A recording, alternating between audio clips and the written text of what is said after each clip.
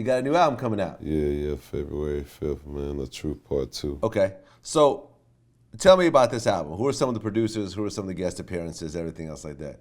A lot of the album was produced by my personal engineer from Tree Sound Studios, which is Watson the Great. He just produced the track that I just leaked out with me, Audio Push, T.I. and Ross. He got a lot of big records on here. The album features Gotti, Quentin Miller, Wiz Khalifa, T.I. Ross, Audio Push, B.o.B.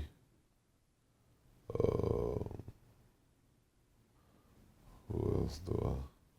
I ain't really good remembering everybody. My brother J.Tom most definitely. I don't know. It's just a nice body of work. I can say that. Well, the one thing about you is that you seem really good about building relationships with other artists. It seemed like I'm just gonna guess that you didn't have to pay for any of these guest appearances. Is that pretty much true? Yeah, that's all the way true. It's all the way true, accurate. Right? Just knowing you, knowing you all these years and seeing how you move, it seemed like you really put a lot of emphasis on building relationships with people, and like real sincere relationships that grow over time. Now, what's really been your how did you pull that off? Because all the artists want a free verse from T.I. All the artists want a free verse from all these people, but you actually are getting it. I think it's just me being me, man. Even since coming up young, I was just always one of the people that the people took to. A lot of old heads from the hood would have me around, and I think just me being me. I'm the type of cat when I come around. You're in the day and the age where people come around and they always have a hidden agenda, a hidden motive, and need something. But I think with me, they know for a fact that I hold my own weight, and with or without, I'm still gonna be the same me. And I really tend to make sure I let it be known I'm not here to be like the rest of the industry, to use you or need something. Like, if I fuck with you, I fuck with you, and it's just what it is. The music will come later, whenever it's time. I feel you. Like, Kanye dropped that song Real Friends, and he had this one line about how he hates when someone who's supposed to be a friend will text you, see how you doing, and you hit them back and say, I'm good, and then they ask you for something. Yeah, that's exactly how people do. Yeah, I know I go through that all the time. And, you've actually put a lot of focus on actual friendships and real relationships. Yeah, most definitely. And with me, I feel that's more important. The music, I can go try and get a song with somebody because they hot at the time, but what happens when I actually deal with them and I don't fuck with them? I'm not gonna feel the same about even nothing to do with that record or anything that got surrounding that, So I always feel, man, it's always good to deal with people, Like I look at people like shit. I'm human, I'm gonna treat you how I would treat you in the streets, and that's just what it is. Now, at one point, you said that J.Cole actually encouraged you to drop your debut album. And that's my little brother, man. Shout out and salute to him because he's steady breaking records and different things within the industry, accomplishing things that people don't usually see on the regular. So salute to him. I was just, I was one of them artists that at one point in time it was just about me dropping mixtape after mixtape, and it's a good thing because you stay relevant, but it's a bad thing because you have to transition back into making people go buy your album. And for some reason, no matter what, when you putting the album out as opposed to a mixtape, people take it way more seriously. You see what I'm saying? So yeah, I get it, and I feel like he planted that seed. Now I'm on a move with just dropping albums back to back. How did you initially hook up with J.Cole? Oh, we've been knowing each other a while, man.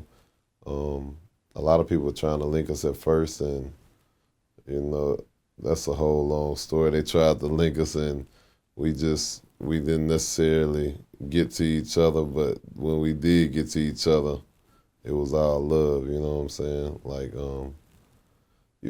everybody know when you come to Texas, 9 times out of 10, the person they're gonna tell you, make sure you get at is gonna be me. You know what I'm saying? And with him, he was just like, y'all ain't gonna just make me get with this man. You know what I'm saying?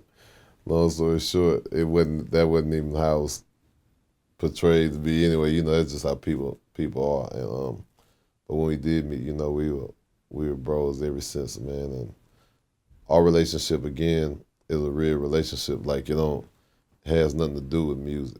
I'm not calling him, telling him every day I need you to get on this record or do this or produce this for me or help me here. We just have genuine conversations, genuine debates about his point of views on things, mine. It's just, it's family. I feel like even if we don't talk daily or may talk once every couple of months or once every couple of weeks, whenever we may speak, it's always been love, and it's gonna be that. That's one of the people I ain't gonna let people fuck with. They know I'm coming to war behind them.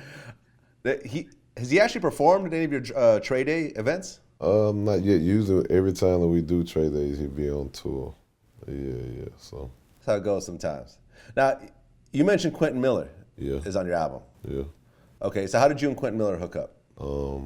Through my partner, Sorry the Kid. I'm just like, I'm one of the people that I'm not in tune with following the hype around internet and none of the other shit. I just do me, but I usually be in tune with if I hear some or vibes or something, I want to catch that don't be stuck up. I reach out like, hey, what you got going on? You know what I'm saying? And that's how I went with that. He was based out of Atlanta. I record in Atlanta at Tree Sounds. Like I live in Houston, but I fly to Atlanta for weeks at a time and work on my music, away from everybody just sitting still. And he pulled up and we did like 4 or 5 songs that day. And one of the songs that was released was that one. What do you think about the whole Quentin Miller Drake thing? I don't think nothing about it. I know all of them. They are my partners, He a good kid. You know Drake as well? Yeah, that's one of my little bros too. I remember when did this happen? Like maybe 6-7 months ago, Drake did the whole Houston appreciation thing, right? Yeah. And he threw a big show and everything else like that. But certain people, I think it was like the Sauce Twins, started criticizing Drake for not putting on Houston artists and everything else like that. So, as someone who knows Drake and is a main Houston figure, what do you think about those criticisms? I don't really have opinions. I mean, everybody entitled to their own opinion.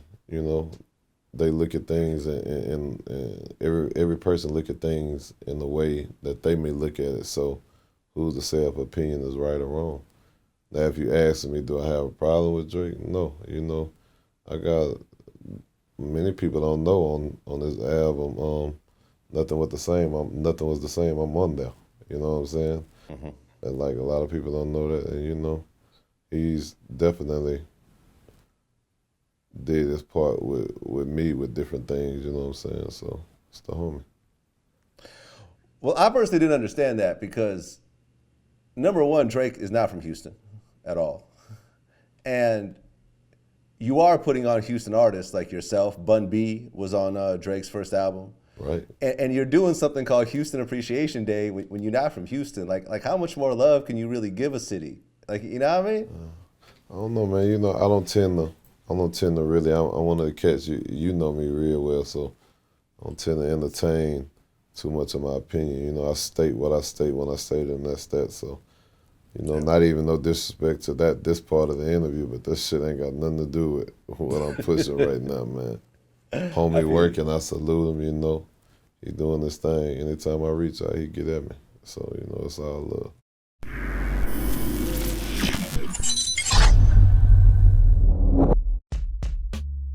Stripping, getting my own money and leaving. How was I gonna leave if I only made $200 every week? Ain't no way. So basically stripping saved your life? Yeah, you know what? It really did though. We just decided like, fuck it, when we was able to see each other face to face on some grown man shit, it was like, I ain't got no beef. I don't have no problem. You ain't got no problem. Fuck it. And that's just what it was.